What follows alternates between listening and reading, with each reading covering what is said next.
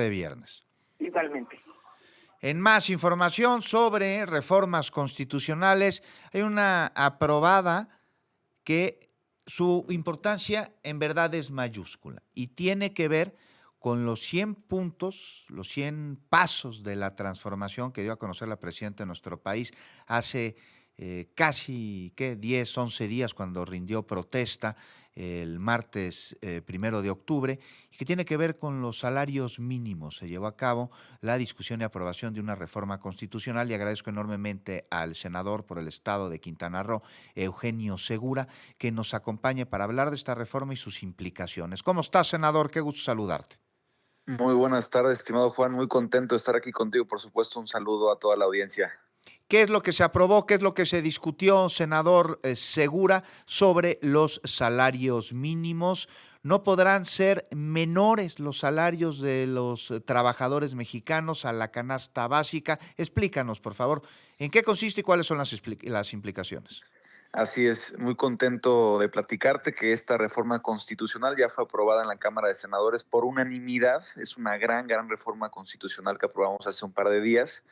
Y contarte que si bien en la pasada administración federal hubo un gran avance, hubo un incremento del 113% en términos reales del salario mínimo a nivel nacional e inclusive más de un 200% en la zona fronteriza norte del país, eso no era suficiente. Por eso ahora hablamos de esta reforma constitucional en la cual, como tú bien comentaste, todos los salarios mínimos a nivel nacional van a tener que crecer al mismo nivel que la inflación. ¿Esto por qué es importante? Porque el poder adquisitivo de las y los mexicanos se mantiene. Es decir, si los frijoles suben de precio, si el arroz, si las tortillas, si la gasolina sube de precio, también van a subir los salarios mínimos. Entonces, platicarte que muy contento de haber sido parte de esta reforma y además que en estos 6 años nos hemos dado cuenta que las teorías neoliberales que decían que si subíamos los salarios mínimos íbamos a perder esa competitividad con respecto a otros países, por ejemplo, de América Latina, que iba a haber desempleo, que no iba a haber inversión extranjera directa.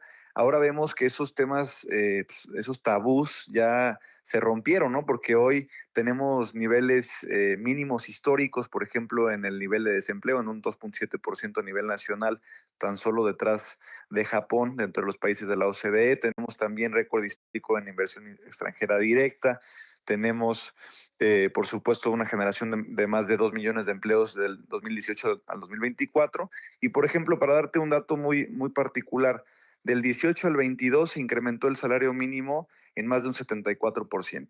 Y la inflación que decían que iba muy relacionada con los salarios mínimos, que si se incrementaban los salarios mínimos iba a haber una hiperinflación, se mantuvo en más o menos un promedio del 4%. Entonces, nos damos cuenta que esta reforma constitucional nos va a seguir ayudando a lo que ya se ha estado planteando desde la pasada administración y que hoy tenemos resultados tangibles. Tenemos más de 9.5 millones de personas que salieron de la pobreza. Me gustaría, senador, es muy importante conocer el punto de vista de un representante popular como tú, Eugenio Segura. Eres senador, eres representante popular por Quintana Roo, pero eres economista. Así es. Entonces, me parece muy importante conocer a través de la especialización de un economista esto que se ha mencionado desde distintas trincheras, que habla sobre lo que también se ha señalado como una falacia desde las otras trincheras, y es que el aumento del salario mínimo pueda llegar a afectar la productividad de las empresas y que fuese un lastre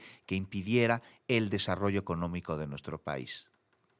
Totalmente, como te comentaba, no es algo nuevo. Llevamos ya 6 años constantemente elevando el salario mínimo. En 6 años se elevó en más de un 113% en términos reales. Se fue de 88 pesos diarios a más de 240 pesos diarios. Y hemos visto que no solamente, como te comentaba, se han generado más de 2 millones de empleos, incluyendo una pandemia en este periodo. También tenemos mínimos históricos en porcentaje de desempleo formal con un 2.7%.